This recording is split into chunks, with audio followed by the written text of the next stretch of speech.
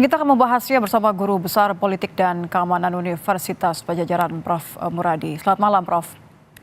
Malam, Antia, apa kabar? Alhamdulillah baik, tapi yang juga dipertanyakan oleh warga saat ini adalah seberapa seriusnya sebenarnya kepolisian untuk mengungkap kasus pembunuhan Vina dan Eki yang sudah berlangsung selama 8 tahun ya, Prof ya. Kalau kita lihat ini sudah ada upaya dari Polda Jawa Barat untuk membuka kembali kasus ini. Pertanyaan saya adalah pemeriksaan 7 terpidana ini karena memang untuk mengungkap 3 orang yang masih buron atau karena ada temuan baru, ada fakta baru sehingga kemungkinan penetapan 8 orang, 1 sudah menjalani hukuman hingga bebas, ini ternyata ada kejanggalan. Ya, kalau melihat kasusnya sebenarnya kan ini sesuatu yang tidak terlalu rumit ya, dengan berbagai keahlian, keterampilan penyidikan dari teman-teman di Polri ya, Polres maupun Polda. Jadi memang kalau ini kemudian dibuka kembali, saya nyebutnya dibuka kembali kenapa? Karena ada yang kemudian kejanggalan yang dianggap mencederai perasaan atau keadilan publik ya, misalnya korban dan juga yang tahanan yang kemudian di bawah umur. Nah, itu poin pertama. Yang kedua, karena kemudian terjadi ketidakpuasan di mereka ini, maka ada liar kan sekarang nih, dianggap ada elit-elit politik lokal yang terlibat dan juga bahkan kemudian oknum-oknum yang dianggap punya hubungan dengan di internal polisi sendiri. Ini yang saya kira perlu diluruskan. Dan yang ketiga baru kita penegakan hukumnya. Kalau memang ada terlibat di dalamnya hal yang terjadi di awal, saya kira yang ketiga itu diproses, dicari, digali apakah memang ada dugaan publik bahwa ada yang disembunyikan karena melibatkan elit politik lokal dan atau oknum petinggi lokal, yang polisi lokal ya, yang dianggap punya kontribusi terkait dengan rekayasa kasus ini. Kalau itu dianggap sebagai rekayasa, nah kemudian kita penegakan hukum. Nah, artinya memang polisi nggak bisa lagi main-main berkaitan dengan kasus ini. Karena apa? Karena Anda melihat bahwa memang ada ketidakseriusan dalam penanganan kasus ini?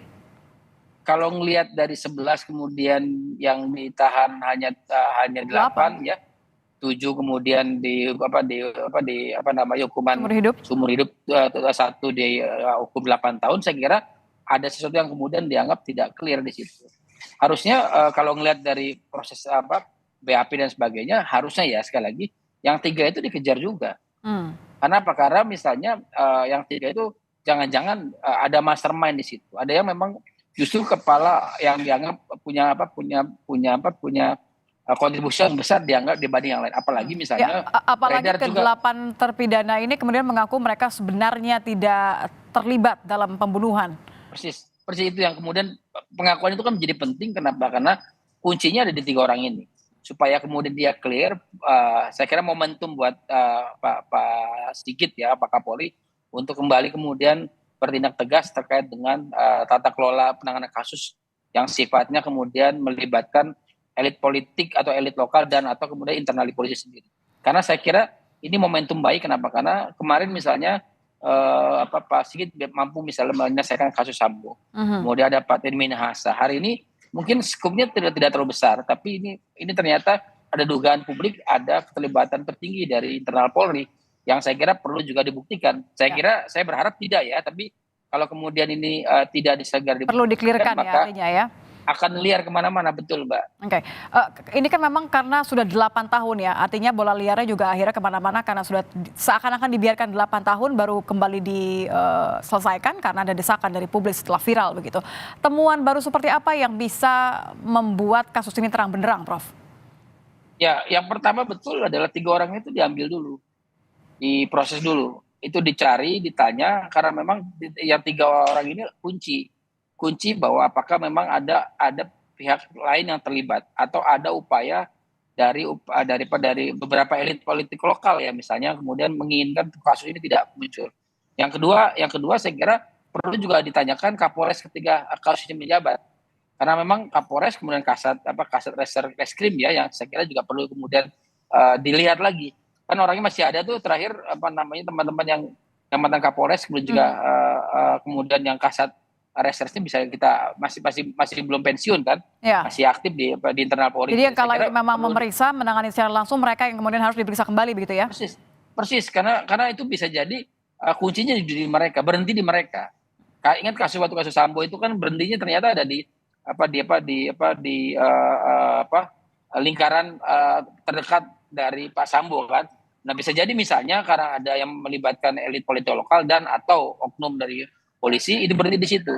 Jadi kuncinya pertama memang memproses kembali 3 orang tadi. Yang kedua adalah bagaimana kemudian yang pimpinan Polri ketika itu kasus itu terjadi itu dipanggil ulang kemudian diproses dihukum juga, bukan dihukum Pak, disidik lagi. Jangan-jangan mungkin ada juga yang mereka terlibat atau maka nggak terlibat. Jadi kita clearkan dari awal. Nah yang ketiga misalnya bagaimana kemudian polisi juga bisa menegak menegakkan garis benang basah ya, supaya orang-orang yang tadi disebutkan sebagai terlibat dan sebagai kemudian dituduh terlibat itu benar-benar bisa clear. Karena apa? Karena langkah polisi jauh lebih efektif.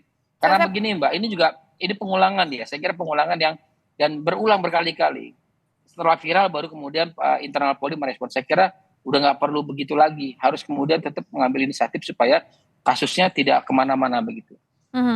Saya mau mengonfirmasi. Jadi menurut Anda kecurigaan pertama kenapa ini berlangsung selama 8 tahun, kenapa 3 orang seakan dibiarkan tidak berhasil diungkap identitasnya karena ada lingkaran terdekat di dalam internal kepolisian yang membuat atau menghambat proses pengungkapan ketiga buron ini?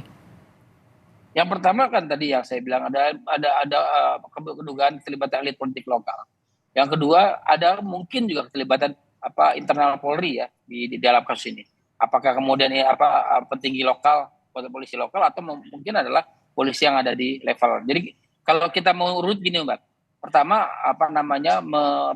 membape ulang ataupun menanya kembali yang 7 orang itu, bahkan 8 orang tadi ya. Dipanggil karena kan sudah dimintai orang. Yang kedua, dari situ muncul akan nama 3 nama. Nah, 3 nama itu perlu dipanggil juga. Nah, ya secara simultan saya kira petinggi Polri yang waktu kasus itu berlangsung dipanggil lagi, dicari juga, ditanyakan juga apakah kemudian prosesnya benar-benar terjadi normatif atau ada sesuatu yang kemudian dilompati ya atau tidak dilalui gitu loh. Nah ya baru yang keempat baru kita akan lihat apakah ada keterlibatan oknum-oknum yang lain. Nah artinya apa? Kuncinya sebenarnya disebut oknum polisi itu adalah teman-teman yang kemudian dulu menjabat sebagai Kapolres dan Kasat Reserse di tahun itu.